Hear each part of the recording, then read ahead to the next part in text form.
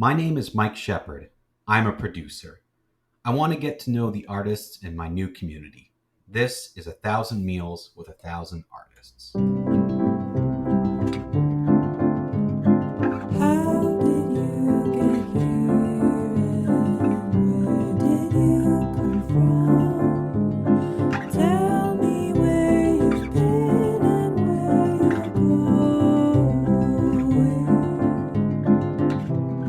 Hi, my name is Viktor, and basically I'm interested in photography and videography.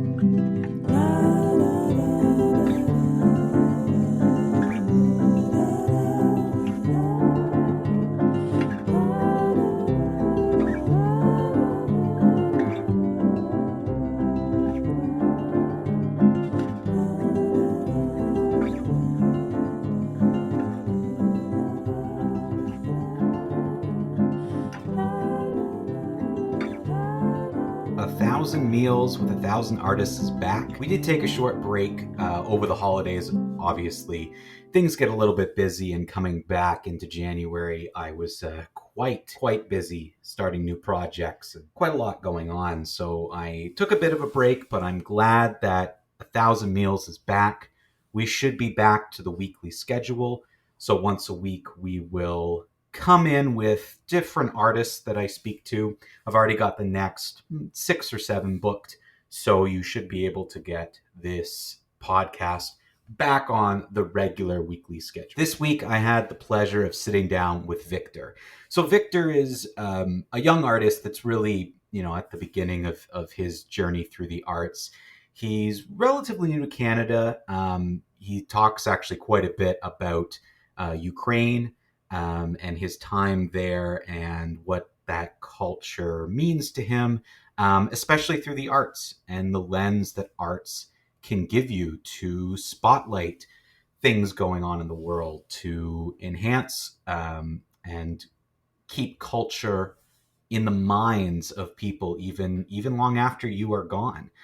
Viktor speaks quite passionately about that and why he feels that the arts are really important, and it's been a big part not only of his culture and his background, but why he's drawn to it. He has a great quote in this episode about not being forgotten, because you can speak through the arts and how it can be a universal language. If you struggle with language, if you struggle with communication, arts can be a really strong and powerful tool to communicate. And it was a really lovely conversation. I'm so glad Viktor and I finally got to sit down and chat. I met him through my contacts at the Ottawa Youth Film Festival. It's been really, really amazing to partner with this organization, to learn a bit about what they're doing. This is the third person, or maybe fourth actually, that I've spoken to in this series that's involved in this festival. I will be speaking to the 2 founders soon. I've been meaning to follow up with both of them and get them on the podcast, so look forward to that in the coming weeks. For now, Viktor and I sat down and shared dumplings at a really lovely little restaurant on Bank Street in Ottawa that's called Dumplings. But the first dumpling is a question mark, and the second is the answer. So if you're craving dumplings in Ottawa, I highly recommend this place on Bank Street. We sat down for over an hour and just chatted about Viktor's journey through the arts, starting with photography and videography and the differences between the two, and also the similarities, why they work so well together. He speaks a bit about his family and their background in music. Everyone can just pick up a musical instrument and start playing it. And Viktor shows me right during this meal this really small, interesting musical instrument he has that kind of looks like a key. So you put it in your mouth and you sort of hit the side of it, which creates vibration. But he says with the pressure that you're putting down on it, you're not like biting down on it, but you're just putting some pressure on it, and you can use your tongue to change the vibrations, which makes music. So it was really interesting. It was very interesting to talk to someone who is really just discovering what its interests are. I asked him a lot of the standard questions about his influences and where he sees himself going in the arts. And it was really awesome to hear that he doesn't know, and he's working on it, and he's finding it out, and he's just trying to learn those fundamentals. That's really important. Gives you such a good foundation as an artist moving forward. So I'm really thankful that we got a chance to talk. This is one of the conversations that I know I'm going to look back on and want to follow up with Viktor down the road. I've thought about that in this series of doing catch-ups with artists, maybe a year or two later, and see where they are then versus now. And Viktor's definitely someone that I'll be interested to see what he discovers over the next little bit and what interests him.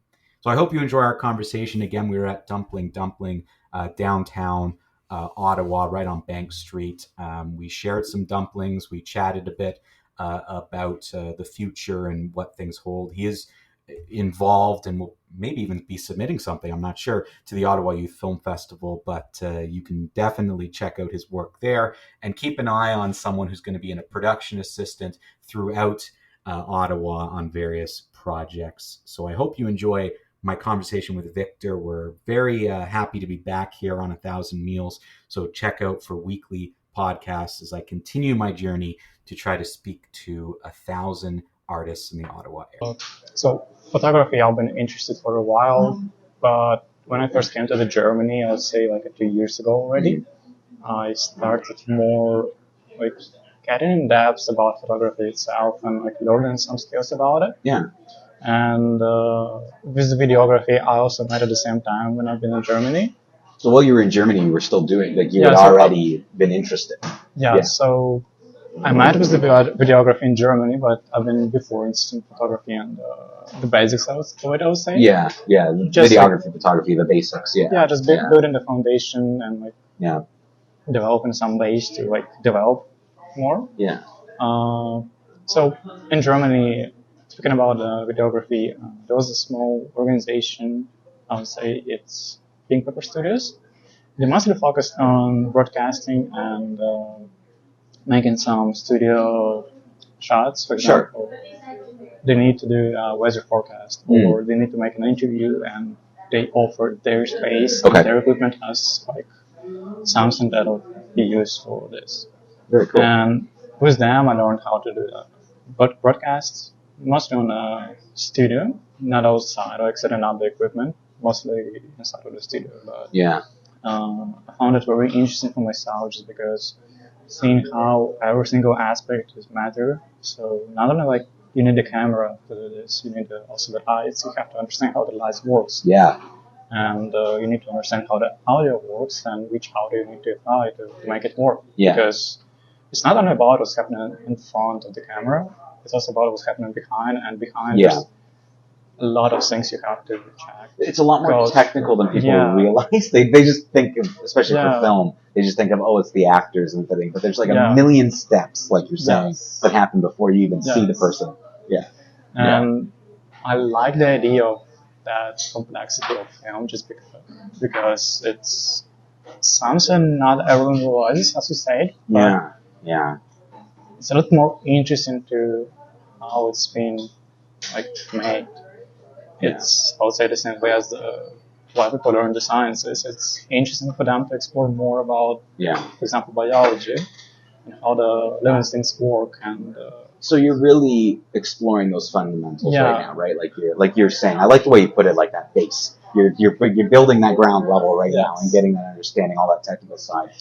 And you've been doing that for both videography and photography. Do you find like that's a very similar thing? Like, is it easy to kind of go from one to another? Are they very similar in that way? I would say they're pretty much similar because one came up of another. Oh, so, for sure. Film is moving pictures, right? Yeah. First we had drawings, and by drawings we shared the story that we had. We also had a music, which we also used to tell stories as, for example, some symphonies, right? It's not only the mix of the sounds that goes up and down, it's also the story of that world, and the music of the Renaissance presents what was happening during the Renaissance, and combining these two things, like the photography and audio, we came up with the video, and it had the music, and by the music they portrayed emotion.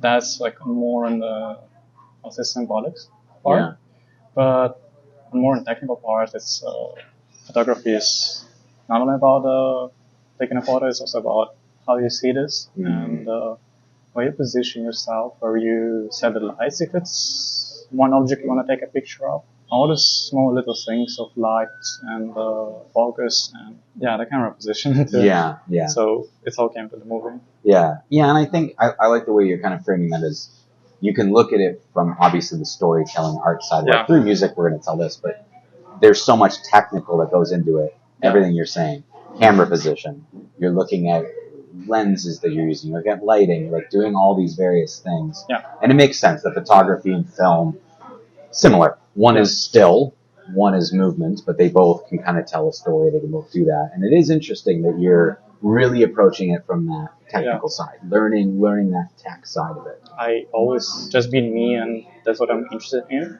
It's the way how I learn things. It's not I'm just pushing through and like seeing how it works. I'm more interested in how it's being made. Oh, interesting. So okay.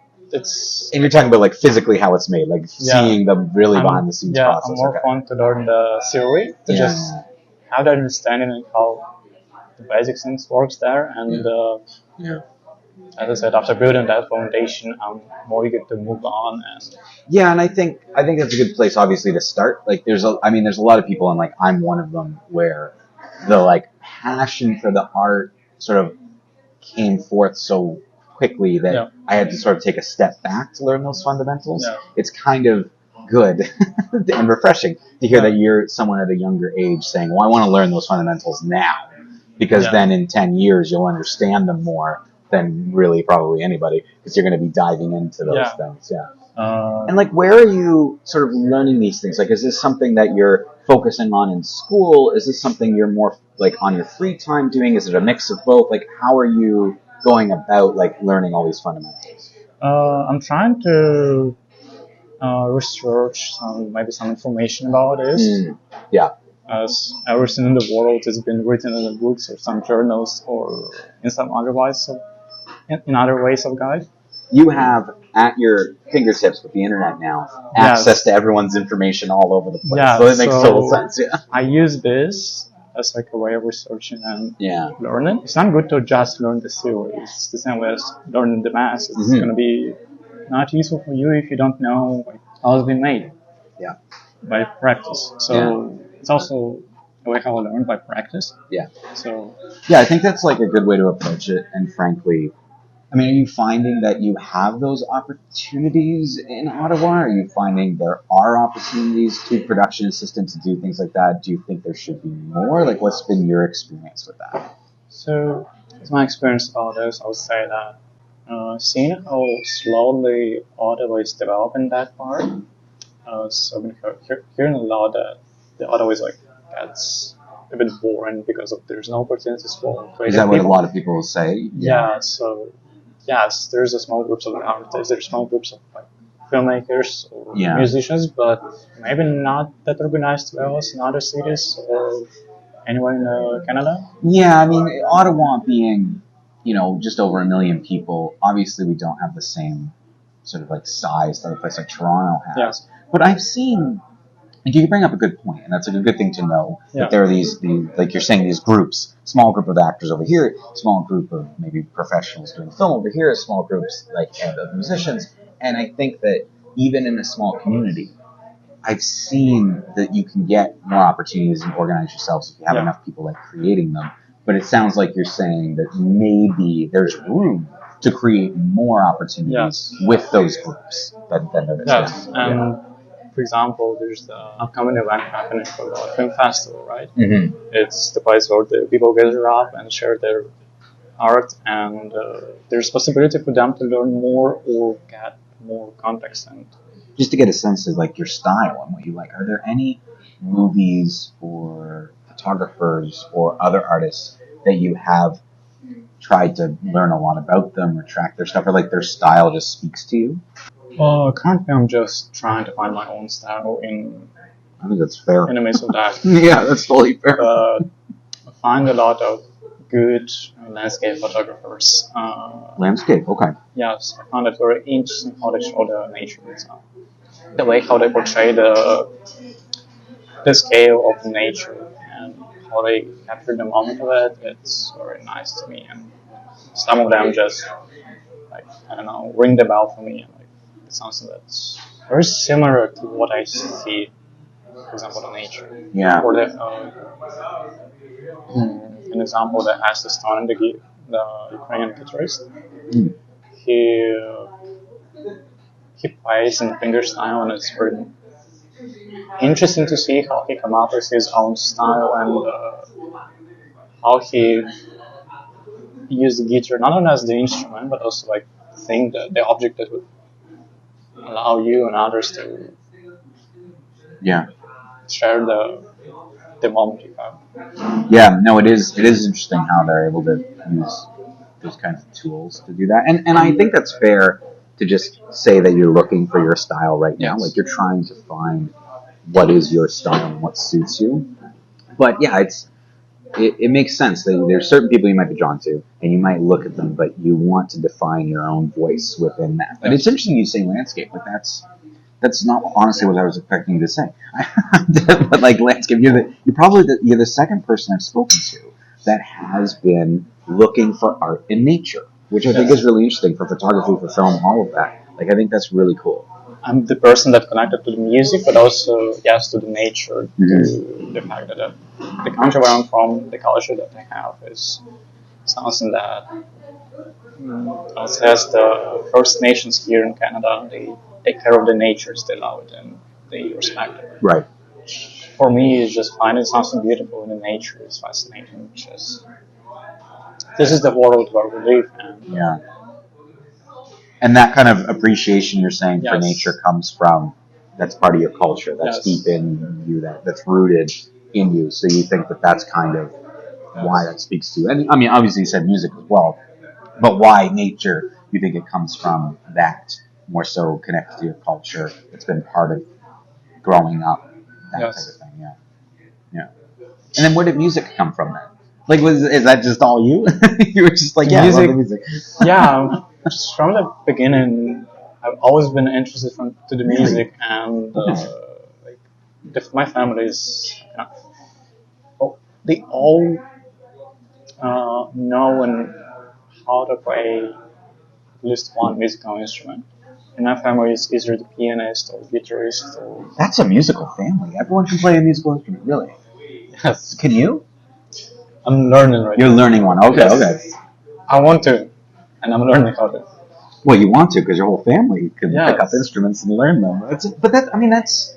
That's both like it's interesting and it's fair. Like you've got your cultural influences that connect you with nature. Yes. Your family's very musical, which connects you to music. It's interesting. I find that so fascinating when every member of your family knows at least a musical instrument because can just play it. And you're learning now. Like, is there a particular instrument like that you're learning that you're focusing on? Or? So, for myself, just when I'm just getting bored, I usually play the small Ukrainian musical instrument. Okay. It's fairly easy to learn. It is well known in the world. It's called drimba. And how does that work? Like a vibration thing? Or? The vibration. Okay. And just so people, because it's an audio format, you're holding what to me. I'm going to describe it, and then you can correct everyone because my description is terrible. It looks like a key. Like it looks like a key. Yes, but you have to put them on between your teeth. Okay. So it makes this, right? Okay. You're not biting on it, right? But you put your teeth there, and then you make the sound. Oh wow! And so you're just flicking it. You're flicking it, but also you have to combine the tongue movements. Yeah, okay. Because there's clearly a spot for your mouth to go. Like it's almost like a mouthpiece. So yeah, it's a key, but you literally just made sound out of it somehow. That's very cool. And this is the Ukrainian musical instrument. The Hutsus play it, and I find that very interesting for me, just because once I saw it, I just wanted to buy it. Yeah, that's really cool. Because I like that you can bring it anywhere. So anytime that you want to practice it, you have it with you. It's easier than you can't always bring a piano everywhere, but you can if you have the small foldable. Yeah, that's true. Thanks to the technology, right? You can fold a small piano keys, but I would say it's this is a lot easier. Not everyone this is knows. A lot easier. That was a key in your pocket. Yeah. And what's it called again? Drimba. Drimba? Yes. Okay. But in English, it's called drummer. Okay. I've never heard of that. I've never seen it before. It honestly, like, it looks like a big key, but I can see where you're saying, okay, this is where your mouth goes. You make the sound, the vibration. You're saying you have to use your tongue as well to kind of make the music. That's really cool. That's really interesting. Okay, so you've obviously inherited your family's interest in music if you found that obscure thing, but that's very cool. That's really neat. Speaking about artists, in the past, I wasn't able to communicate just using the words. So, so you find there's a way, communication piece there too. Then you can communicate. Maybe not right now, but like going through this and learning about it, eventually I would learn how to. Well, language, like you're saying, like language can be difficult because we don't all speak the same language. Yes. But photography, film, music, those have universalities to them, right? Yes. Like you don't have to speak the same language to be moved by a photo. Yes. Even a film, regardless of what language it's in, and not all film has words spoken, but regardless, you can communicate something powerful even if you don't understand the language. So no, I think I think you're absolutely right. As you continue to progress as a filmmaker, as a photographer, you will learn those skills, and it will probably make communicating 10 times easier because you'll have all these methods. But where do you see this going? Like, do you see yourself as being someone that in 5 years is making films or producing photography exhibits, or have you thought that far yet? I know you've explained very much that you're a very technical, step-by-step person, but where do you see the future for you in this art form? I would say in the next 5 years I'll end education in the college. Yeah. So, film studies. Do you want to go to school for film? Like you want to study film? So, I just would like to visit the. For example, I've been visiting the Algonquin College to see what they can offer for TV and broadcast, or the movie, or the film studies, right? Yeah. And just having at least some idea of how it looks like, and already easier for me to just plan in the next 5 years what I will be doing. Yeah. And I would say yes, I'll probably take a part in shooting the film. Yeah. And participate in that.